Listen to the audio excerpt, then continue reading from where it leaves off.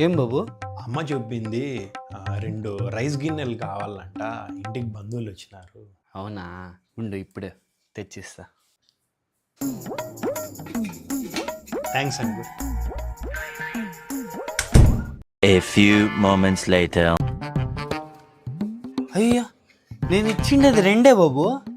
మీ సామాన్లకి పిల్లలు పుట్టినాయి అంకుల్. అయ్యో నెక్కవనాలి, సామాన్లకు పిల్లలు పుట్టేది ఏందప్పా? నిజంగా అంటే తిక్క నా కొడుకు 2000 హాట్ బాక్స్ ఫ్రీగా ఇచ్చేస్తాడు. The next morning. ఏం బాబు మళ్ళీ? బంధువులు వచ్చినారు, సామాన్లు కావాల.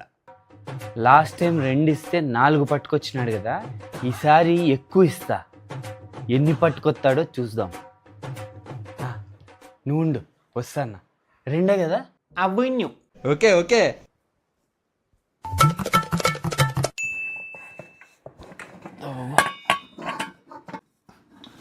అయ్యో ఇన్నేంటికి అంకుల్, నాకు 2 చాలు. నువ్వు మళ్ళీ తిరిగి ఇస్తావు కదా, నువ్వు ఎట్లా ఇస్తావో నాకు తెలుసులే. పట్టకపో. Very good 3 days later. గిన్నెలు ఇచ్చి చాలా రోజులైంది కదా, తిరిగి లేదన్న. బా పనిలో పడి మర్చిపోయినాను అంకుల్. మొన్ననే బూడి చొత్తిమి, సామాన్లు చచ్చిపోయినాయి అంకుల్. ఏం ఆవులాయి పడుతున్నావా? గిన్నెలు ఎట్లా చచ్చిపోతాయి పోయ్? బాగున్నావు నువ్వు కూడా.